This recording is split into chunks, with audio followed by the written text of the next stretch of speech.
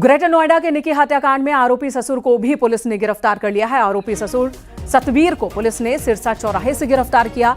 इस तरह से इस मामले में सभी चारों नामजद आरोपी अब पुलिस की गिरफ्त में हैं। विपिन की गिरफ्तारी पहले ही हो चुकी थी, उसके बाद सास और जेठ की गिरफ्तारी हुई और अब चौथे नामजद आरोपी ससुर को भी पुलिस ने गिरफ्तार कर लिया है। चारों नामजद आरोपी पुलिस की गिरफ्त में हैं। इस मामले की जांच पड़ताल पुलिस तेजी से आगे बढ़ा रही है। ये 3 तस्वीरें आपको दिखा रहे हैं। जेठ की गिरफ्तारी हुई, उससे पहले सास की गिरफ्तारी हुई। जब विपिन को पुलिस ने गिरफ्तार किया, मेडिकल के दौरान उसने भागने की कोशिश की। एनकाउंटर में उसके पैर में गोली लगी तो उसकी मां मिलने की कोशिश कर रही थी और इसी बीच मां की गिरफ्तारी हो गई और जेठ की गिरफ्तारी हुई और अब चौथा आरोपी यानी कि ससुर, वो भी पुलिस की गिरफ्त में है। सतवीर को भी पुलिस ने गिरफ्तार कर लिया है। हिमांशु हमारे सहयोगी इस वक्त हमारे साथ फोन लाइन पर मौजूद हैं।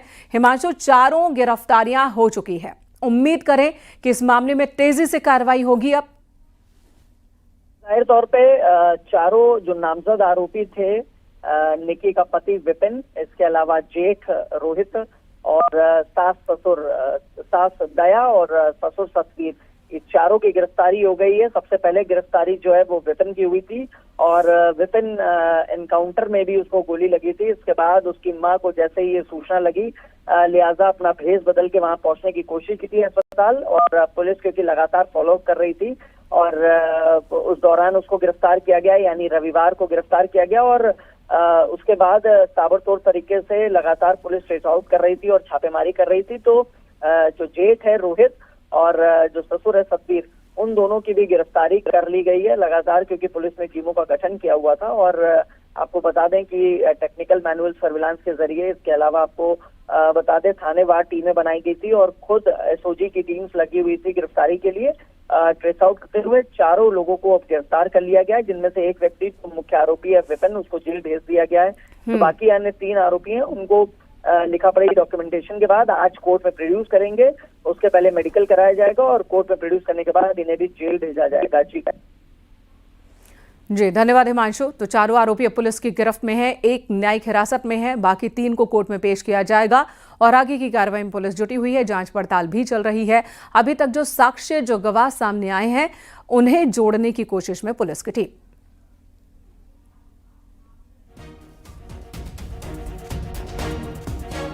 निकी की हत्या के गुनहगार दयावती, जो कि मृतका की सास, वो गिरफ्त में है।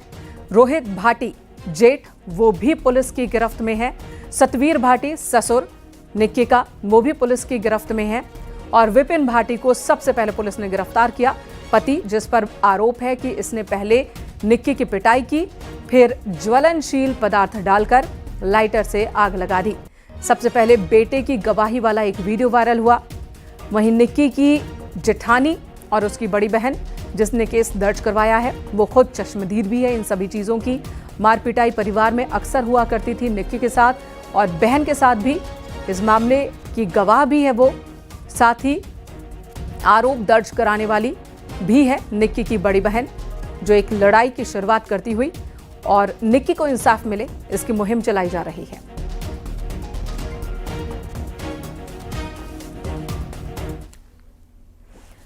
सहारनपुर के अंबेहटा इलाके में गुंडई करने वालों को पुलिस ने गिरफ्तार किया। रोडवेज बस में मारपीट और तोड़फोड़ करने के आरोपी हाथ जोड़कर माफी मांगते नजर आ रहे हैं। आरोपी सरफराज, दिलनवाज और दानिश ने रोडवेज बस में हंगामा किया था, बस ड्राइवर पर हमला किया था और बस में तोड़फोड़ की। यात्रियों में भगदड़ मच गई। पुलिस के हाथ आते ही आरोपियों की हवा निकल गई। पुलिस के सामने आरोपी गिड़गिड़ाते नजर आए और कहा कि हमने गलती कर दी है, हमें माफ कर दीजिए।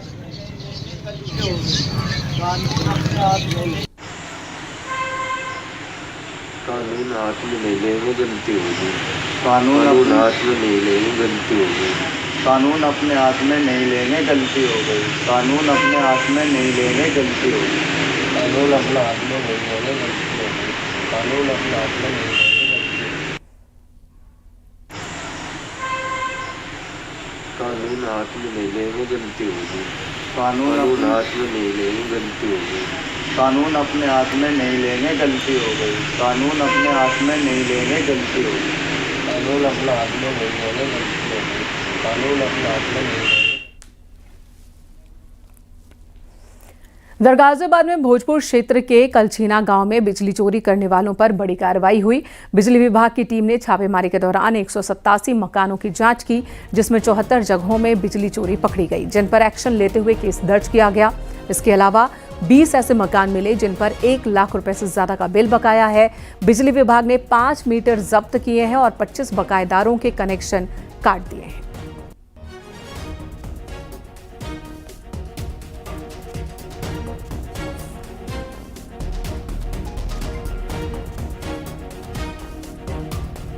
(51) चोरी पकड़ी गई हैं, 135 में सीधी चोरी पकड़ी गई हैं, 138 में जो है 22 चोरी पकड़ी गई हैं, 122 चोरी पकड़ी गई हैं। और इसके अलावा कुछ स्टोर रीडिंग भी मिली है, इसमें 4 मीटरों में स्टोर रीडिंग मिली है और कुछ 5 मीटर ऐसे मिले हैं जिन पर कनेक्शन खुल ही नहीं रहा। इसका मतलब रहेगा कहीं से मीटर इधर उधर से कहीं से डाइवर्ट करे गए, तो उनकी भी जाँच कराई जाएगी। इसके साथ साथ ये सभी उपभोक्ताओं से ये मेरा अनुरोध है कि सब अपना कनेक्शन लें, चोरी ना करें। यदि चोरी करेंगे तो इस तरह की रेड कार्रवाई होगी और उसमें अननेसेसरी उनको जेल का भी सामना करना पड़ेगा, साथ साथ इसमें जुर्माना भी भरना पड़ेगा। फतेहपुर में तेज बारिश के कारण कच्चा मकान गिरने से हादसा हुआ। मलबे में दबकर मां और बेटे की मौत हो गई। 5 लोग गंभीर रूप से घायल हुए। सभी घायलों का जिला अस्पताल में इलाज जारी है। हादसे की जानकारी लगने पर पुलिस टीम मौके पर पहुंची, शव को पोस्टमार्टम के लिए भेजा।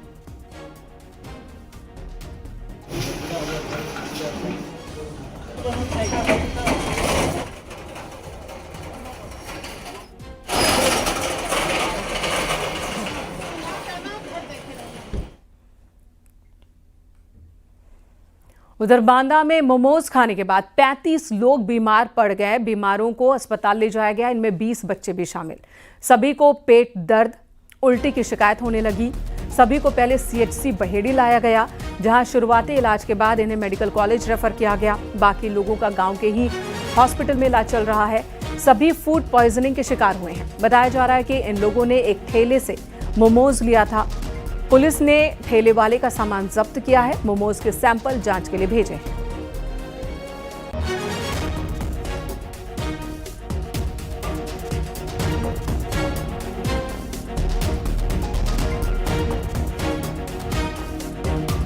एक खरीपुरवा करके गांव है गिरवा में। उस गांव में कोई लोकल मेला लगा था, वहाँ मोमोज वाले ने अपनी दुकान लगाई होगी, तो वहाँ पे कुछ लोगों ने मोमोज खाए। उसमें बच्चे भी हैं और उसमें बड़े लोग भी हैं। तो जो मोमोज खाए थे उसकी वजह से क्या हुआ कि अगले दिन, तो जिस दिन खाए उसके दूसरे दिन लोगों को वोमिटिंग और डायरिया शुरू हुआ था। तो शुरुआत में तकरीबन 10 बच्चों की सूचना हमें मिली थी, जिसमें 5 बच्चे हमने नैनी शिफ्ट किए और 5 बच्चे मेडिकल कॉलेज आ गए थे।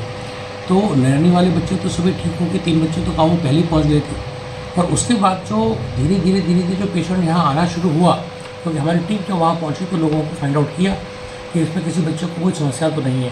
तो कुल मिलाकर वर्तमान में आज की तारीख में कल शाम तक कुल मिला के 20 पेशेंट थे, जिसमें 5 तो हमारे एडल्ट हैं और 15 हमारे वोमिटिंग डायरिया वाले बच्चे थे। लेकिन उनका वोमिटिंग और डायरिया सब खत्म हो गया है, केवल हल्का फीवर रह गया है।